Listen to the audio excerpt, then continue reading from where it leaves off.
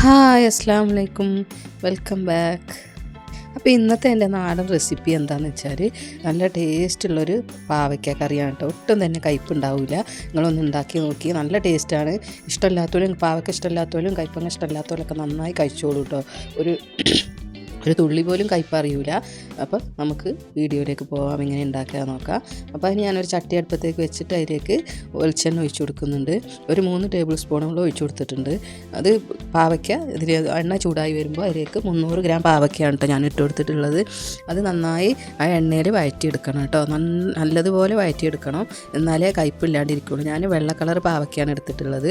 നാടൻ കയ്പ്പല്ലേ, ആ പച്ച കളർ, അതെടുക്കുകയാണെങ്കിൽ കുറച്ച് നേരം നമ്മൾ മുറിച്ച് കഴിഞ്ഞിട്ട് കുറച്ച് നേരം ഉപ്പിട്ടിട്ട് ഒരു 5 മിനിറ്റ് അങ്ങനെ വെച്ചാൽ അതിലത്തെ വെള്ളം ഊറി വരും. ആ വെള്ളം കളഞ്ഞിട്ട് പാവയ്ക്ക കറി വെച്ചാൽ മതി. അപ്പോൾ അത് കയ്പ്പ് ഉണ്ടാവില്ല, നല്ലോണം കുറഞ്ഞു കിട്ടും കയ്പ്പ് കേട്ടോ. ഇത് പിന്നെ അത്ര തന്നെ കയ്പ്പ് ഈ പാവയ്ക്ക ഉണ്ടാവില്ല. അതുകൊണ്ട് ഞാൻ അങ്ങനെയൊന്നും ചെയ്തിട്ടില്ല, അങ്ങനെ അരിഞ്ഞിട്ടിരിക്കുകയാണ്. പിന്നെ അതാ ഒരു വലിയ ഉള്ളിയും കൂടെ ഒരു വലിയ കഷ്ണങ്ങളാക്കിയിട്ട് ഞാൻ ഇട്ട് കൊടുക്കുന്നുണ്ട്. എനിക്ക് ഭയങ്കര ഇഷ്ടമാണ് കേട്ടോ ഈ വെണ്ടക്ക കറിയത്തെയും ഇതിലേത്തെ മീനത്തൊക്കെ വലിയ ഉള്ളിയൊക്കെ എടുത്ത് കഴിക്കാനായിട്ട്. പിന്നെ അതാ 3 വലിയ തക്കാളി ഞാൻ മിക്സീൻ്റെ ജാറിലിട്ടിട്ട് അടിച്ചെടുക്കുന്നുണ്ട്.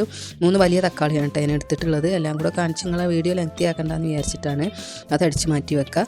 നാടൻ കയ്പ ആയാലും ആ പച്ചക്കളർ കയ്പ ആയാലും ഇതുപോലെ തന്നെ വഴറ്റിയെടുക്കണം കേട്ടോ എണ്ണയിൽ.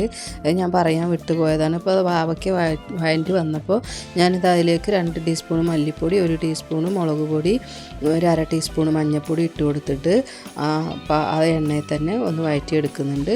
കുറേ എണ്ണ പോരാൻ തോന്നിയാൽ കുറച്ചും കൂടെ ഒഴിച്ചു കൊടുക്കുക കേട്ടോ. മസാലപ്പൊടി കരിഞ്ഞു പോകരുത്.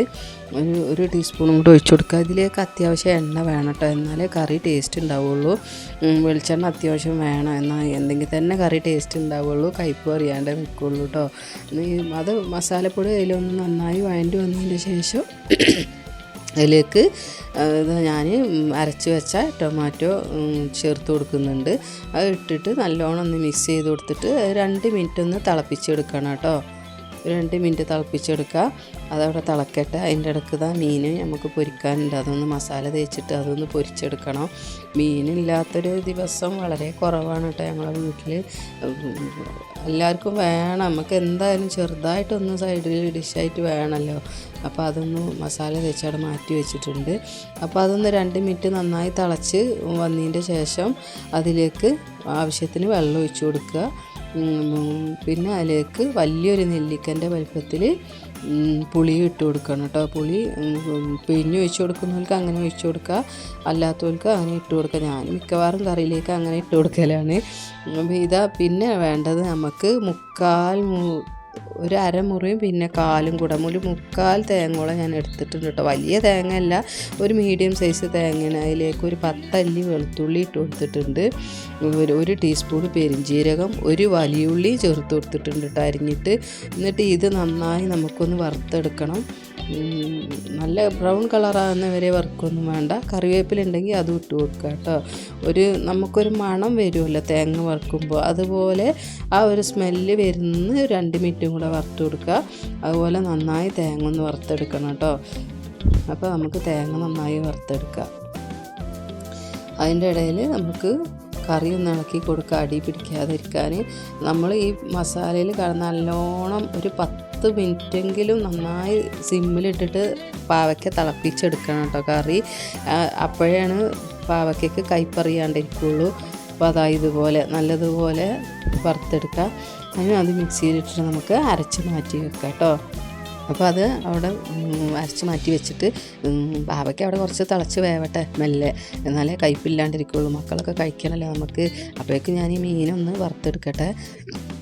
ഇത് എന്തോ ഒരു മീനാണ് കേട്ടോ. എന്ത് മീനാണെന്ന് ചോദിച്ചാൽ എനിക്ക് എന്തോ പൂമീൻ എന്തോ ഒരു പേര് പറഞ്ഞു കടക്കാരൻ. ഞാനാണ് പോയി വാങ്ങിച്ചത്. നല്ല ടേസ്റ്റ് ഉണ്ടാവും എന്നൊക്കെ പറഞ്ഞ് തന്നതാണ്. അപ്പോൾ കറി നന്നായി തിളച്ച് വന്നിട്ടുണ്ട്. നമ്മൾ തേങ്ങ അരച്ചത് അതിലേക്ക് ഒഴിച്ചു കൊടുക്കുക. കറീൻ്റെ കളർ തന്നെ കണ്ടോ, നല്ല അടിപൊളി കറിയാണ് കേട്ടോ, നല്ല ടേസ്റ്റാണ്. കയ്പ്പ് തന്നെ അറിയില്ല, എൻ്റെ മക്കളൊക്കെ കഴിക്കും കേട്ടോ ഈ കറി. പൊതുവേ കയ്പ്പങ്ങ കറി കുട്ടികളാരും കൂട്ടൂല, എന്നാലും ഞാൻ എന്നോട് എല്ലാവരും ചോദിക്കും എങ്ങനെ എൻ്റെ മക്കൾ ഈ പാവക്ക കറി വെച്ചാലും കയ്പ്പങ്ങ കറി വെച്ചാലൊക്കെ ഇങ്ങനെ കൂട്ടണമെന്ന് ചോദിക്കും. ഇവർ കൂട്ടും, അങ്ങനെ കയ്പ്പ് ഉണ്ടാവാറില്ല. ഞാനിങ്ങനെയാണ് വെക്കൽ. ഞാൻ 2-3 വിധത്തിൽ വെക്കും കേട്ടോ. ഒരു വിധം ഇതാണ്. കയ്പ്പ് ഉണ്ടാവാറില്ല. അത് നല്ലോണം എണ്ണയിലിട്ടൊന്ന് വാട്ടിയെടുത്താൽ തന്നെ കയ്പ്പ് ഉണ്ടാവില്ല. ഇനി നമുക്ക് കറി ഒന്ന് വറവിട്ടെടുക്കണം.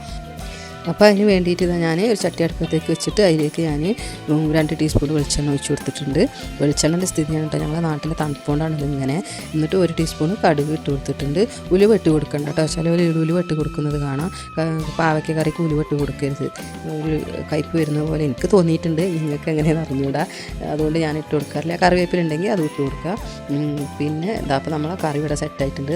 നല്ല അടിപൊളി ടേസ്റ്റ് കറിയാണ് കേട്ടോ. ഒന്ന് ഉണ്ടാക്കി നോക്കിയിട്ട് ഫീഡ്ബാക്ക് അറിയിക്കുക. വീഡിയോ ഇഷ്ടമാണെങ്കിൽ ലൈക്കും ചെയ്യുക, സബും ചെയ്യുക. Okay, thank you. അസ്സലാമു അലൈക്കും.